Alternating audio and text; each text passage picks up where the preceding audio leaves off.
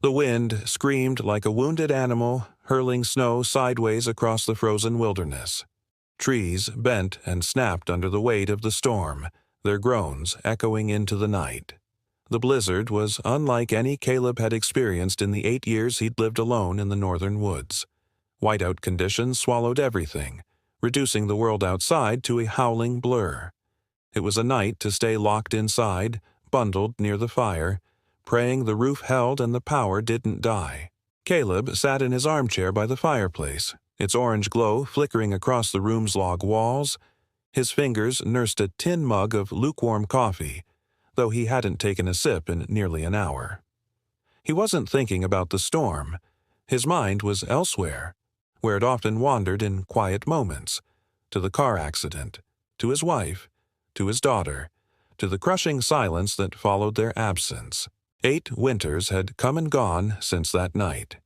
8 years since he'd sworn off people, society, and the world that had betrayed him. Out here, among snow and solitude, he could forget, at least for a little while. Then he heard it. A sound. A knock. Caleb stiffened. The wind battered the cabin, but this was different. It wasn't the groaning of wood or branches scraping the roof. It was deliberate. A heavy thud, followed by a dragging scratch across the back wall. He set down his mug. Every instinct told him to ignore it. Maybe it was a tree limb breaking. Maybe the storm was playing tricks on his ears. But then it came again. Thud, thud. Scrape. He grabbed the shotgun by the mantel, already loaded. Years alone had made him cautious. He moved slowly through the cabin, heart pounding in his ears. His boots creaked against the wooden floor as he reached the rear hallway. The windows along this side were fogged and frosted over, the world beyond them sealed in ice. The sound grew clearer, closer. He reached the back door, a reinforced steel hatch he'd installed himself. Something brushed against it from the outside. Scritch, scratch. Then silence. Then a deep, labored breath on the other side. Caleb's stomach tightened. Whatever it was big. He flipped off the interior light and stood in darkness, the only illumination coming from the front room's fireplace. Slowly, he slid the small latch on the peephole and peered through the frost-rimmed glass. At first, he saw nothing but swirling white. Then something moved. A massive shape lumbered into view, vague and hulking in the blur. His breath caught.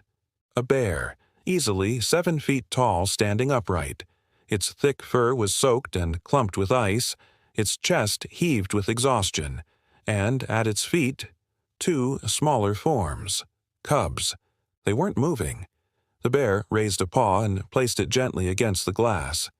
Caleb stepped back. He'd seen bears before, from a distance, but never this close, and never acting like this. It didn't growl or roar. It didn't try to smash the door in.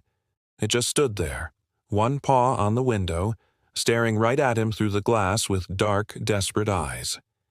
The cubs were slumped in the snow, barely visible under the layer of white piling on them.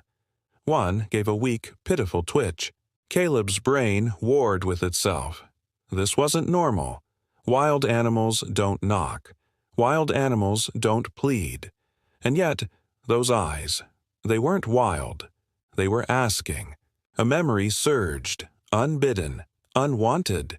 His wife, Hope, years ago, kneeling in the kitchen, bottle-feeding a tiny injured bear cub they'd found during a camping trip. She'd stayed up for nights nursing it, despite the odds. She'd named it Willow, and when it was strong enough they released it far into the forest. Caleb had never seen it again. His breath hitched. Could it be? He shook his head. No, that was impossible. Bears didn't remember people. They didn't track them down after all these years, especially in a storm. The bear stepped forward again. Its breath fogged the glass. Its massive frame sagged, and Caleb saw it clearly now. The frost caked along a long, bleeding gash down its side. Frozen blood matted its fur. The cubs were curled against her legs, unmoving. She wasn't a threat. She was dying. Caleb felt the weight of his shotgun in his hands. He looked from the door to the fireplace, to the cubs, then back to the bear. His heart thundered in his chest. This was insane. He could die. If she panicked, attacked, turned, there'd be no chance to stop her. But then he heard it. A tiny whimper. One of the cubs twitched again, barely audible over the storm. The second one gave a faint squeak, muffled by the snow. Caleb's hands trembled, the shotgun lowered. Every fiber of logic screamed, "Don't do this." But another part of him, the part he'd buried, Hope's voice, her heart, her love for life, that part whispered, "You can't let them die." He moved, fast. He grabbed an emergency tarp, cleared a space near the fire, and flung open the large storage chest of old towels and blankets. His hands worked mechanically, driven by instinct and adrenaline. Then he unlocked the door. Snow slammed into the room, wild and cold and blinding. The bear didn't move. "Come on," Caleb said quietly, barely audible over the wind. "Come in, but slow." She hesitated, then limped forward. Her movements were deliberate, cautious. She wasn't charging. She was following instructions. The cubs were dragging behind her, barely able to walk. Caleb rushed forward and picked them up, surprised by how light they were, skin and bones. One gave a faint squeal in his arms, nuzzling into his coat. The bear let out a low rumble but didn't attack. She watched him with intense eyes. He backed into the cabin.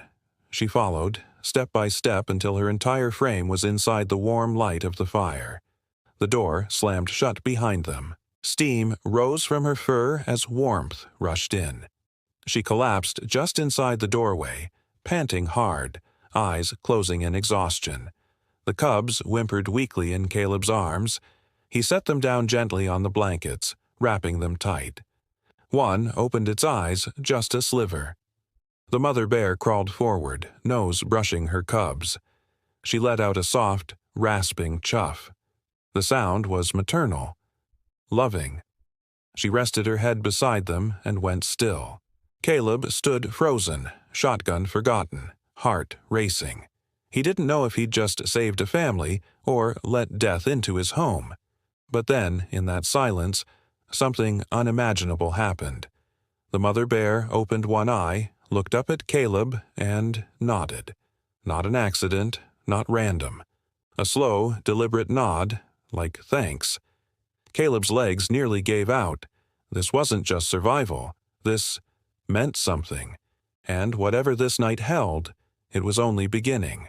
Caleb stared, unable to move. The mother bear had just collapsed across his threshold, her hulking form blocking half the doorway. The warmth of the fire reached her slowly, melting the frost crusted on her fur. Steam rose from her shoulders and back. Her eyes were half closed now, but not in threat. She was exhausted. And then Caleb saw it. A jagged, angry wound slashed down her right side, deep, dried blood frozen in thick black clumps along the gash. Her ribs shuddered with every breath, the wound clearly taking its toll. It wasn't fresh, but it hadn't been treated. She'd been pushing through this storm wounded, dragging her cubs with her, trying to find help. Something inside Caleb cracked. He rushed to the fireplace, gently lowering the shivering cubs onto the stack of blankets he'd arranged. One of them whimpered weakly, its tiny paw reaching out to nothing. He grabbed another towel, drying its frozen fur, then wrapped both cubs up tightly and slid them closer to the fire. They were breathing, slow and shallow but alive. The mother bear, still barely conscious, made a low, breathy chuffing noise. Her body shifted and she crawled forward inch by inch until she could rest her nose against one of the cubs. The moment she made contact, her entire frame seemed to relax. She let out another soft, rhythmic sound, comforting them. It was the most human thing Caleb had ever seen an animal do. He knelt beside her, hands trembling, and took a closer look at her injury. The gash wasn't clean. It looked like it had been made by metal. A trap, maybe. Or barbed wire. He didn't know, but it was infected and caked with frostbite. She'd lose more than fur if it went untreated. She looked up at him. Their eyes locked. No growl, no resistance. Just trust. "I'm going to help," he said quietly, almost unsure if he was speaking to her or himself. Caleb fetched his emergency medical kit, still unsure if this was completely insane. His hands worked quickly, prepping antiseptic and gauze. Every second that passed felt surreal. "I'm treating a bear," he kept repeating internally. "Inside my home." But she didn't flinch when he approached. She didn't move when he started cleaning the wound. He worked with deliberate care, first shaving a small area of matted fur with trembling fingers, then dabbing it with antiseptic. The bear growled once, deep and guttural, but didn't strike. Instead, she laid her head back down beside the cubs, breathing in their scent, her body calming. It was then, as he moved to adjust her front leg, that he saw something strange. A thick, old collar lay buried beneath her fur.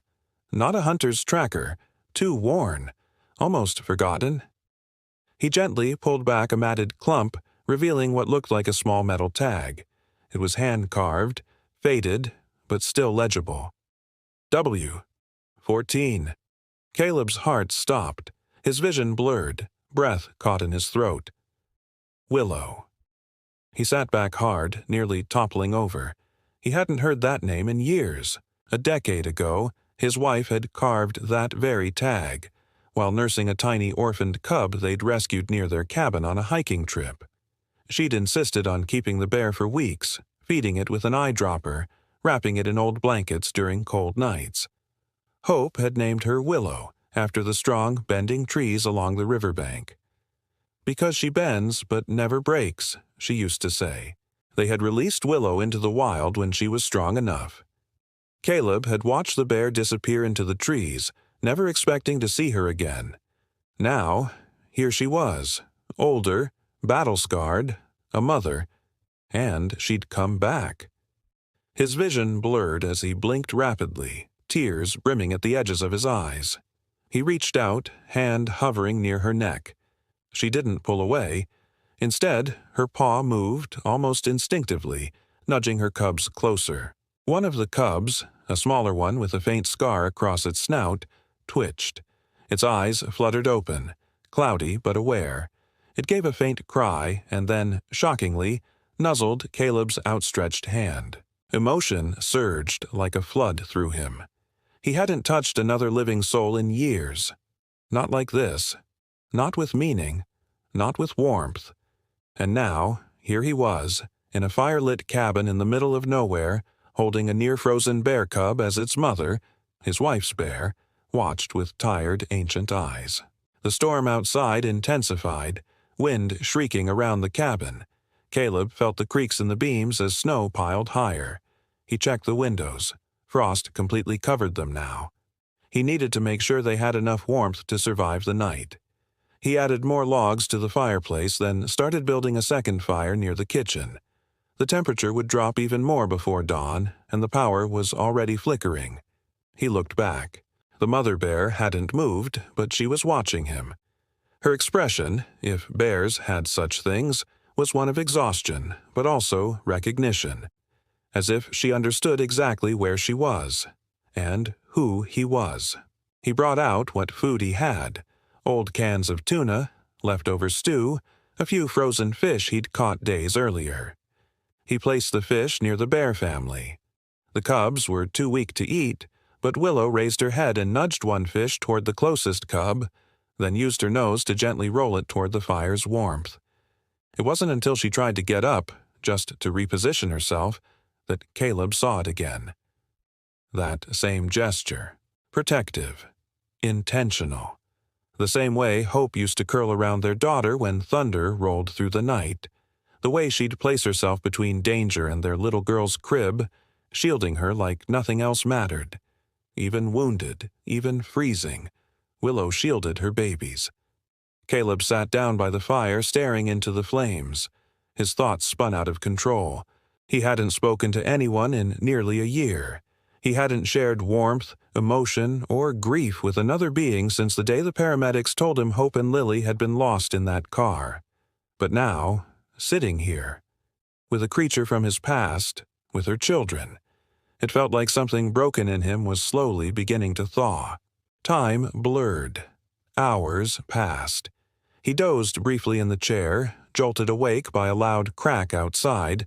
The blizzard hadn't relented. In fact, it had grown worse. Snow pressed hard against the front windows, nearly blocking them. The wind had shifted direction, howling down from the mountains. Then the lights flickered and went out. Darkness consumed the cabin. Only the fire remained, its glow casting long shadows across the log walls. Caleb stood, grabbed his flashlight, and clicked it on. A narrow beam cut through the gloom. The Bear family remained huddled. Willow curled tight around her cubs like a breathing boulder. He moved to the back door to check for drafts. Cold air pushed in around the seams. He checked the latch, then turned toward the side window to peek outside, and froze. Outside, in the snow, stood footprints. Not paw prints. Boot prints, leading up to the cabin and disappearing behind the woodshed. He backed away from the window slowly, heart thudding in his chest. Someone else had been here. Someone had followed the storm, and they weren't alone. The wind had died down, but the silence that replaced it was worse. Caleb stood at the cabin window, peering through the frost-covered glass. The fire inside crackled low, casting soft shadows against the log walls. For the first time in days, the snowfall had thinned to a fine mist. And that's when he saw them. Eyes. Glowing amber eyes, 8 pairs, reflecting the weak morning light just beyond the tree line. Wolves. A whole pack. They were gaunt, their fur ragged from hunger and exposure. He could see their ribs even from here. They weren't just prowling. They were hunting. Their noses lifted to the sky, twitching. They'd picked up the scent. Blood. Weakness. Life. Willow. No, Caleb murmured, stepping back from the window. Not now. He turned sharply and scanned the room. The cabin wasn't built for a siege, and definitely not for one by predators desperate enough to charge a shelter. He'd reinforced the place years ago to withstand snow and wind, not teeth and claws. He dropped to his knees and yanked open the trunk beneath the table.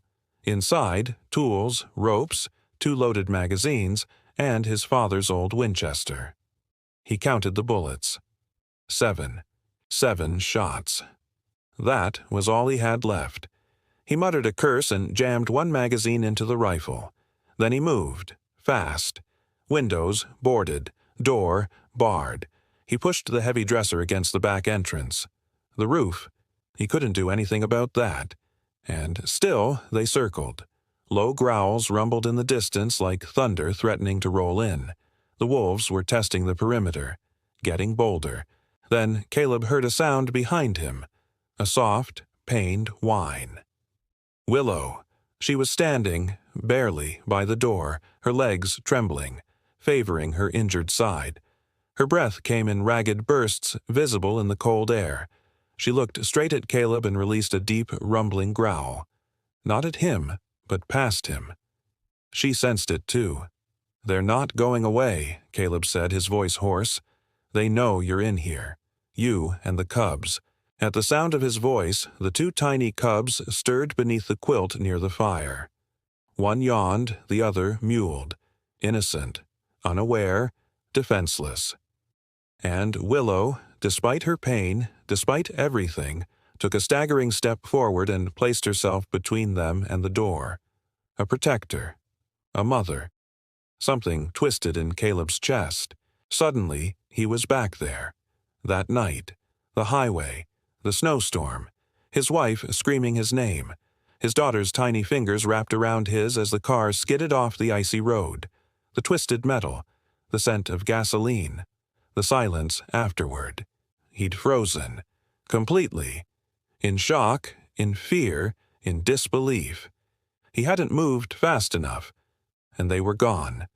And now there was something he could do. He moved with urgency, grabbing a pile of nails and hammering them into the shutters. Every bang echoed through the trees like a dinner bell. But he didn't care. They were coming either way. The wolves howled again, this time closer. One scratched against the front door, then another at the side. He poured a trail of bacon grease across the porch and tossed out frozen meat scraps to distract them. A pitiful distraction, but it was all he had. Then he grabbed a stack of empty cans and strung them by the windows. An early warning system. Every sound outside seemed amplified. Every creak of the wooden beams, every crunch of snow. He could feel them watching, waiting. Then, thud. The roof. Something, or someone, had jumped onto the roof. Caleb spun, gun aimed at the ceiling. The boards groaned under the weight above, scratching, pacing. "Don't you dare come through my roof," Caleb muttered, praying the wood held. He ran to the back of the cabin and began rigging makeshift traps. Tripwire connected to pans, broken glass near the back window. It was crude, desperate, but all he could do. Then he turned to see Willow, still there, still guarding the cubs. She looked at him, and for the first time, he understood. She wasn't just a bear, she was family, and he'd be damned if he lost another. A growl tore through the silence, closer than before. The chimney. His eyes widened just as a low growl echoed from inside the chimney shaft. "No, no, no!" Caleb grabbed the fire poker and ran to the hearth, but he was too late. A massive, snarling wolf dropped into the fireplace, its fur singed from the embers, saliva flying from its bared teeth. It launched itself toward the cubs. "No!" Caleb raised his rifle, pulled the trigger. Click. Jammed. Panic surged. He dropped it, grabbed the poker, and suddenly Willow was there. Like a bullet, she lunged, jaws wide, slamming into the wolf with a roar that shook the cabin. They crashed into the wall, snarling and thrashing. The wolf bit into her injured shoulder, and she let out a blood-curdling roar. Caleb moved in, swinging the poker with all his might. Once. Twice. The wolf yelped and released its grip. Willow didn't hesitate. She snapped her powerful jaws around the wolf's throat and crushed. The beast collapsed. Dead. But so did Willow. She slumped to the floor, blood pooling beneath her. Her breaths came in short, raspy gasps. Her eyes, once fierce, fluttered weakly. "No, no. Stay with me. Willow." Caleb dropped to his knees, pressing a rag against the deep wound on her side. The cubs were whimpering now, nudging their mother, confused and terrified. "She won't make it through the night," he whispered. For a moment, the world stood still. Just the soft sound of the fire. The cubs' quiet cries. The slow, shallow breaths of a dying bear. He held her massive paw in his trembling hand. "I should have known. You weren't just protecting them. You were protecting all of us." Tears stung his eyes. Outside, the wind had begun to shift again. Not louder, just different. And then, something else. A sound that didn't belong to the woods or the storm. Whoop, whoop, whoop. A low, rhythmic thumping in the sky. Caleb froze. His breath caught in his throat. A helicopter. He scrambled to the window, brushing the frost away with his sleeve. In the distance, emerging from the clouds like a shadow, was a black chopper. Sleek, military grade, but there were no rescue markings, no searchlights, just dark windows and a low hover. Caleb's gut twisted. This wasn't a search party. He stepped back from the window. Something was wrong. Suddenly the wolves outside stopped growling, stopped moving. A silence settled over the forest. A dead silence. The chopper descended lower, and then, behind it, another, and another. They weren't alone. Caleb gripped his rifle and looked back at Willow, at the cubs, and then up at the ceiling. The wolves had retreated, but something worse was coming, and they had nowhere left to run. The rhythmic whoop whoop whoop of rotors grew louder as the helicopter descended toward a clearing just beyond the tree line. Snow flurried up in a cloud beneath it as its skids touched down on the frozen ground. The engine whined, then quieted. Caleb watched from the window, heart hammering in his chest. From the chopper, 4 men emerged, each wearing black uniforms with no insignias, faces grim, eyes hidden behind polarized goggles. They fanned out methodically, scanning the area with practiced precision. One held a tablet. Another carried a tranquilizer rifle slung casually over his shoulder. Wildlife control. Caleb's blood ran cold. They weren't here to help. They were here for her. Inside the cabin, Willow stirred weakly. The fight had drained her. Her breathing was shallow, her wounds still seeping. She didn't flinch at the sound of the helicopter, but her ears perked. She knew. Caleb moved quickly, grabbing his coat and yanking open the front door. Cold air slammed into him as he stormed into the snow, arms out. "You can't be here," he shouted over the dying roar of the rotors. "Leave now." The lead officer, tall and sharp-jawed, barely glanced at him. "You're Caleb Grant?" "Yeah, and this is private land." The man lifted his wrist and tapped his headset. "Target confirmed. Life signs inside. We move in now." Before Caleb could protest, the team advanced, boots crunching through the snow, weapons drawn. 2 men flanked him and pushed past into the cabin. "No!" Caleb shouted, grabbing at one of them. "Don't touch her! Don't you dare!" One shoved him back hard enough to send him stumbling into the snow. He scrambled up just as they breached the door, rifles raised. Inside, Willow growled low from her spot by the fire, her body shielding the cubs. She didn't have the strength to charge, but the fire in her eyes hadn't gone out. "She's injured," one officer said. "Confirmed ID match with tracking data. Bear signature pinged after we followed the wolves." Another man stepped forward with a tablet. "We've been tracking the wolf pack using GPS collars. A large, unidentified heat signature was detected near the Alpha's last signal." He looked up at Caleb. "We've been monitoring this bear for weeks. Aggressive threat profile. We thought she was a rogue grizzly." "She's not a threat," Caleb barked. "She's a mother. She saved my life. She saved those cubs. She fought off a pack of wolves that you let get this close." "Sir, step back." "No, I'm not letting you take her. Not like this." The man raised his tranquilizer rifle. "She's injured, unstable. We've got orders." Caleb stepped in front of Willow, arms wide. The moment froze in time. "Shoot me then," he said. "But you're not putting her down." Behind him, Willow stirred. Her breathing quickened. Then, trembling, she rose. Pain etched every movement, but she stood tall. Her massive form loomed behind Caleb like a shadow, and then she did something none of them expected. She lowered her head. Bow-like. A quiet, graceful gesture. A goodbye. Caleb turned to look at her, his breath catching. There was a sadness in her eyes, a knowing softness. She wasn't afraid. She understood. The officers paused, exchanging glances. One of them slowly lowered his weapon. "She's bowing," one whispered. To him. The air shifted. No one moved. Caleb reached into his pocket with trembling hands and pulled out a small metal tag, the one he'd cut off her neck that first night. He held it out to the lead officer.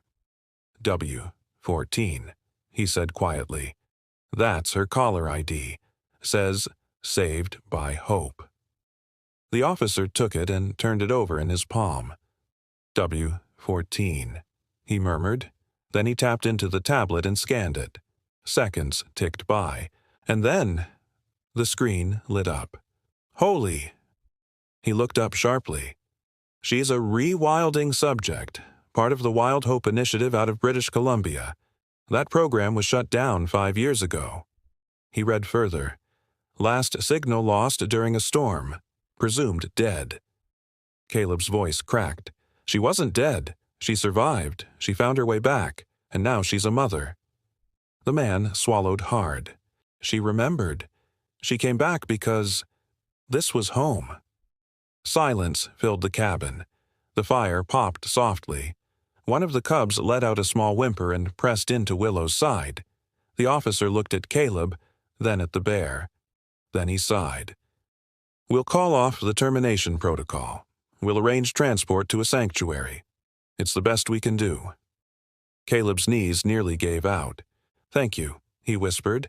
The team worked quickly but gently. No more shouting, no more rifles. They brought in a heated wildlife van and laid thick bedding across the floor. Caleb stayed by Willow's side the whole time as they prepared her for transport. When it was time, she didn't resist. She simply looked at him. And he knew. She remembered. Not just the pain, the fear, or the cold, but him. From 5 years ago. From before everything. She'd come back not to survive, but to say goodbye. Caleb knelt down beside her and cradled her head in his arms. His hand ran across the coarse fur behind her ears. "I never got to say it last time," he whispered. "Thank you. For everything. You saved me. Again." Tears welled in his eyes. "Goodbye, girl." Willow let out a low, soft rumble. Her eyes closed, her body sinking into the bedding as if finally surrendering to rest. The cubs nestled beside her. Then, gently, the team lifted her into the van. Caleb walked beside them the entire way. He held her paw one last time before they closed the doors. Their eyes met. That moment, still and pure, said everything words never could. Love, trust, family.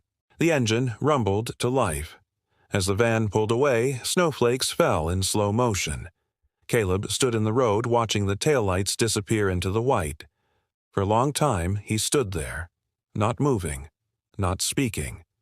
Then, slowly, he turned back toward the cabin, toward the only home that had ever mattered. And for the first time in years, he didn't feel alone.